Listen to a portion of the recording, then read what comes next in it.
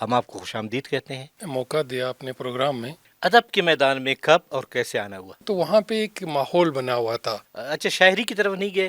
شاعری کو اتنا زیادہ وہ جو رسالے جہاں چھپتے تھے وہ وہاں پہ ملتے تھے، کتابیں، بچوں کے میگزین، ہر چیز ملتا تھا۔ لیکن ان کو رسائی نہیں ہے، تو کس طرح رسائی ہو سکتی؟ بلوچ اکیڈمی اپنے اخراجات پہ پہنچاتا ہے۔ ادب میں زیادہ دلچسپی لے رہا ہے یا سیاست کی طرف زیادہ جا؟ جتنے بھی ہمارے ادیب ہیں وہ سرکاری ملازم تھے یا اپنا کوئی کاروبار کرتے تھے۔ وزیر اعلیٰ کے عہدے تک پہنچے؟ جو موجودہ میں دیکھ رہا ہوں کہ سیاست بھی ہے۔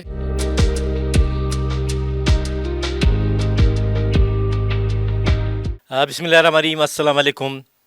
نظربان بلوچستان کے پلیٹ فارم سے آپ کا میزبان قیوم بیدار۔ ناظرین، ہم آئے اپنے پروگرام عرف کی خوشبو، اور عرف کی خوشبو میں ہم ادب کے حوالے سے، اور آج ہم بلوچی ادب کے حوالے سے بات کریں گے۔ آج ہمارے اسٹوڈیو میں ایک مہمان ہے بلوچی ادب کے حوالے سے ایک بڑا نام، جناب بیژن بلوچ۔ ڈاکٹر بیژن بلوچ صاحب، ہم آپ کو خوش آمدید کہتے ہیں، اور آپ تھوڑا سا اپنے حوالے سے اپنے بارے میں بتائیں، تعلق کہاں سے ہے اور تعلیم کہاں سے حاصل کی؟ بہت شکریہ قیوم بیدار صاحب، آپ نے موقع دیا اپنے پروگرام میں۔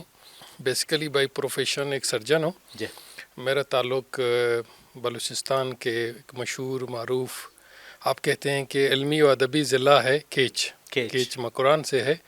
وہاں پہ ایک چھوٹا سا گاؤں، اس کا نام عمر کان سامی ہے، تربت سے کوئی 40 کلومیٹر شمال کی طرف ہے، وہاں سے میرا تعلق ہے۔ ہم لوگوں کا بہت پسماندہ علاقہ ہے۔ تعلیم کے حوالے سے میں نے 3 اسکولوں میں پڑھا۔ اچھا، پرائمری اپنے گاؤں کے اسکول سے، پھر ہم پیدل چلتے تھے 3-4 کلومیٹر سامی کے مڈل اسکول میں۔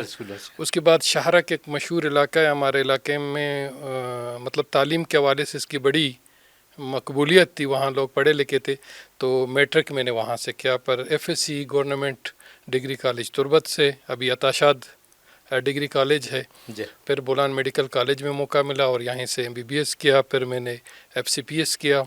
یہ میری تعلیمی ہے۔ ادب کے میدان میں کب اور کیسے آنا ہوا؟ ادب یہ تو جب میں کالج میں تھا، ڈگری کالج تربت میں، تو وہاں پہ ایک ماحول بنا ہوا تھا۔ جو ہمارے بیچ میں جو اچھے اسٹوڈنٹس تھے وہ زیادہ تر ادبی لوگ تھے، لیکن جو مین مرکز تھا وہ پروفیسر غنی پرواز تھے۔ وہ ڈگری کالج میں پروفیسر تھے سیاسیات کے، لیکن ادب کے ساتھ ان کا بہت گہرا تعلق تھا، تو جو بھی اسٹوڈنٹ جاتے تھے تو خام کا ایک شوق پیدا ہوتا تھا۔ یعنی غنی پرواز بلوچی ادب میں اور خاص کر تربت اور کھیچ کے حوالے سے جانے پہچانے شخصیت ہے۔ جی ہاں، کالج کے اسٹوڈنٹ جب بھی جاتا تو غنی پرواز سے اس کی پہلی ملاقات ہوتی ہے، اس کی خواہش ہوتی ہے کہ میں غنی پرواز کے ساتھ بیٹھ کے باتیں کروں، اس کو سنوں، تو وہ بھی ایک بہت ہی سحر انگیز شخصیت ہیں۔ اس کے علاوہ بہت اور ہمارے دوست تھے اس زمانے میں، ممتاز یوسف، عبید شاد، AR داد، اور مطلب پورے مکران کے لڑکے وہاں پڑھنے آتے تھے، کیونکہ ایک ہی کالج تھا، تو اس لیے ایک ماحول بن گیا۔ تو وہاں پہ لٹریری سوسائٹی تھی، اس میں ہم نے حصہ لیا، لیکن اس سے پہلے مجھے ریڈیو سننے کا شوق تھا، افسانے کہانیاں پڑھنے کا شوق تھا، اور اگر آپ تھوڑا سا پیچھے جائیں، جب ہم بچے تھے تو ہم کہانیاں سنتے تھے۔ جو ہمارے گاؤں میں جو کہانی کو لوگ ہوتے تھے، رات کو ان کے پاس جاتے تھے تو سنتے تھے، تو ایک شوق پیدا ہوتا تھا کہ ایک اور ماحول بھی ہے، ایک اور دنیا بھی ہے جس کو ادب کہتے ہیں۔ اچھا، اس کے بعد جب آپ شاعری کی طرف نہیں گئے، کیونکہ اتاشاد کا تعلق بھی اسی سرزمین سے ہے؟ آپ کو پتہ ہے جو لوگ لکھنا شروع کرتے ہیں تو سب سے پہلا ٹرینڈ شاعری کی طرف جاتا ہے، لیکن میں نے شاعری کو اتنا زیادہ مطلب میرے مزاج کے مطابق نہیں تھا۔ افسانے لکھے ہیں اس ٹائم، تو آپ کو پتہ ہے کہ کالج کا میگزین تھا یا مختلف رسالے ہوتے تھے، جیسے سوگات تھا، مہتاک بلوچی، بہار گاہ، اور اس طرح کے کئی رسالے بلوچی میں چھپتے تھے۔ تو جب ہم نے لکھنا شروع کیا تو اس میں ہم لکھتے تھے ٹوٹے پھوٹے۔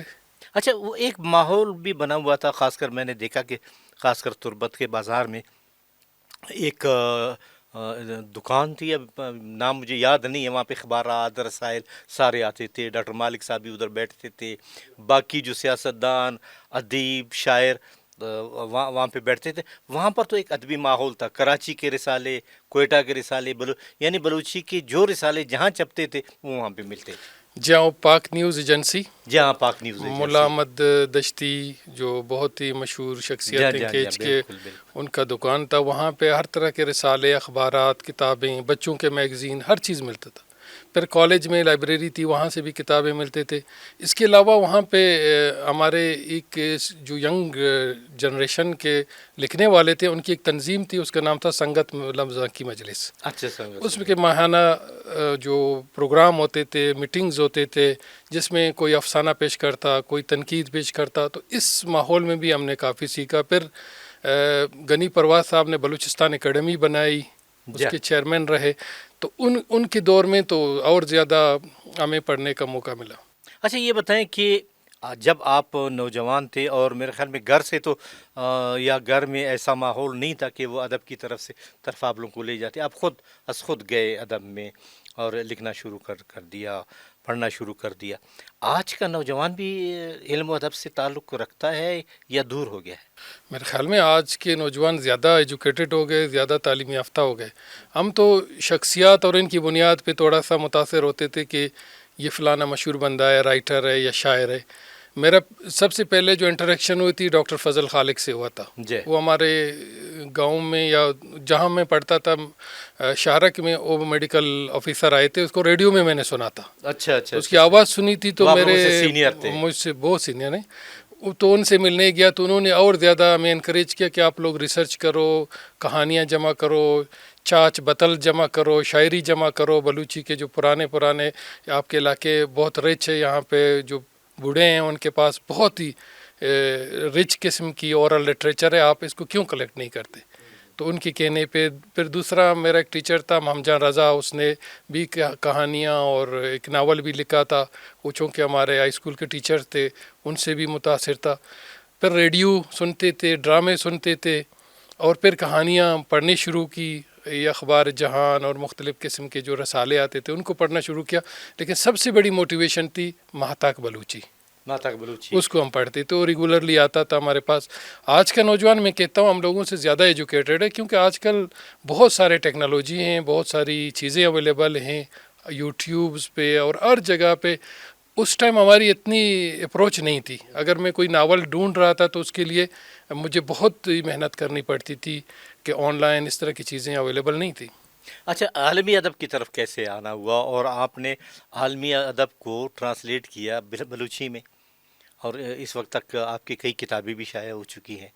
تو وہ افسانے یا یہ وہ ناول جو عالمی ادب سے، کن کن ناولز کو آپ نے ٹرانسلیٹ کیا؟ بیدر صاحب، جب بندہ لکھنا پڑھنا شروع کر لیتا ہے تو اس کو ایک ٹرینڈ اس کے اندر آ جاتی ہے کہ میں کس اسپیشلٹی میں زیادہ بہتر طریقے سے کام کر سکتا ہوں.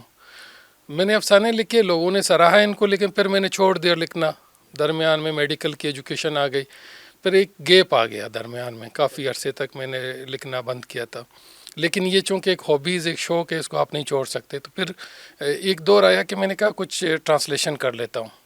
تو سب سے پہلے 2005 کی بات ہے، میں نے کچھ عالمی ادب کے نوبل انعام یافتہ رائٹرز کے کچھ افسانے کلیکٹ کیے. سچکان کے نام سے بلوچی اکیڈمی نے اس کو چھاپا. وہ میرے ابتدائی ٹرانسلیشن تھے، کئی لوگوں نے تنقید کیا اس میں، اور اس پہ میرے اندر ایک اور قسم کی کچھ نے حوصلہ افزائی کی. تو میں نے اپنے آپ کو اور زیادہ ریفائن کر دی. میں نے کہا بہتر طریقے سے. پھر دوسری کتاب میں نے لکھی، مطلب ٹرانسلیٹ کی، البرٹ کامیو کی دا اسٹرینجر، انگریزی سے کیا.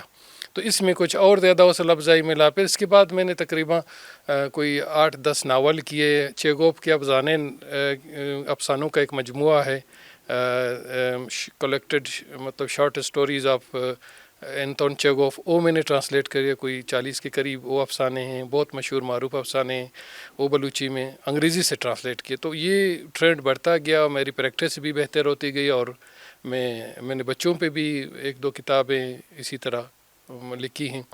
اور ایک بلوچی کے پرانے جو قصے کہانیاں تھے، وہ بلوچستان اکیڈمی نے چھاپا اس کو، وہ محرک کے نام سے. وہ اورل لٹریچر تھا، لوگوں سے کلیکٹ کر کے میں نے وہ بھی چھپوا دی. اور ریسنٹلی میں ایک اور ناول ٹرانسلیٹ کر رہا ہوں، سارا ماگو. اس کا ایک بہت مشہور عالمی ادب میں پرتگیزی ادیب ہے، اس کے بہت مشہور ناول ہیں دا بلائنڈنیس، اور ایک اور ناول ہے لیکن ایک اور دوسری ناول ہے، اس کو میں ابھی ٹرانسلیٹ کر رہا ہوں، تقریباً کمپلیٹ ہو گیا ہے۔ اچھا یہ بتائیں کہ بلوچی ادب میں آپ نے بھی زیادہ کام کیا اور پھر بلوچی اکیڈمی کے آپ سابق جنرل سیکرٹری رہے۔ بلوچی اکیڈمی اس وقت تک بلوچی زبان و ادب کی ترویج کے لیے، ترقی کے لیے کیا کام کر رہی ہے؟ بلوچی اکیڈمی کا بہت بڑا رول ہے۔ جب سے بلوچی اکیڈمی میں کوئی نئے چینجز آ گئے، پرانے زمانے میں بلوچی اکیڈمی کا کوئی اپنا آفس دفتر نہیں تھا، یا اس کے فنڈنگ بہت کم تھی، اور اس زمانے میں دسترس بھی نہیں تھا لوگوں کا کتنا زیادہ اکیڈمی کو ترویج دے دیں۔ لیکن آج کے دور میں سمجھتا ہوں کہ بلوچی اکیڈمی نے بہت کام کیا ہے، ٹرانسلیشن پہ بھی بہت کام کیا ہے، اور بلوچی اکیڈمی جو ہے نا، اس وقت سب سے بڑا اس کا کام یہ ہے کہ وہ بلوچی کو ایک کمپیوٹر کی زبان بنانے پہ بھی بلوچی اکیڈمی کا بہت بڑا رول ہے، اس پہ کام کر رہا ہے۔ گوگل ٹرانسلیشن میں بھی بلوچی اکیڈمی، بلوچی زبان آ گئی ہے، بلوچی کی لغت کئی چھاپے انہوں نے، کتابوں کے علاوہ تو باقی شعبوں میں بھی بلوچی اکیڈمی بہت ایکٹیو رول پلے کر رہا ہے۔ اچھا بلوچی اکیڈمی جو دور دراز کے ادبا اور شعراء ہیں جن کی دسترس نہیں ہے بلوچی اکیڈمی تک، تو ان کے لیے آپ لوگ کیا کرتے ہیں کہ وہ آپ کے پاس آئیں یا آپ ان کے پاس جاتے ہیں، یا ان کی وہ کتابیں یا ان کے پاس جو مواد ہے وہ چھپنے کے لیے تو تیار ہے لیکن ان کو رسائی نہیں ہے، تو کس طرح رسائی ہو سکتی ہے؟ بیدر صاحب، آج کے دور میں میرے خیال میں رسائی اتنا مشکل نہیں ہوتی ہے۔ بلوچی اکیڈمی واحد ادارہ ہے جس کی کتابیں پورے بلوچستان بھر کے، بیرون ملک بھی بلوچی اکیڈمی اپنے اخراجات پہ پہنچاتا ہے۔ وہ لائبریری ہوں، شخصیات ہوں، یا ادب سے شغف رکھنے والے لوگ ہوں، ان کو تقریباً free of cost Balochi academy کتابیں دے رہا ہے۔ ہر کتاب کم از کم 4000 کوانٹٹی تک چھاپتا ہے۔ اور جو آپ کا سوال ہے، اس حوالے سے کافی جو ادیب دور دراز علاقوں سے وہ رابطہ کرتے ہیں، اپنے مواد بھیج دیتے ہیں۔ یہاں پہ ان کی ایک کمیٹی ہوتی ہے، پبلیکیشن کمیٹی ہوتی ہے، پھر وہ چھان بین کر کے جو چیز چھاپنے کے یا اس کے قابل ہوتا ہے تو وہ کر دیتے ہیں۔ ان کا ایک پروسیس ہوتا ہے۔ لیکن دور دراز کے میرا خیال ہے کہ آج کل ایسا کوئی وہ نہیں ہے کہ وہ ریچیبل نہ ہو بلوچی اکیڈمی ان کے لیے۔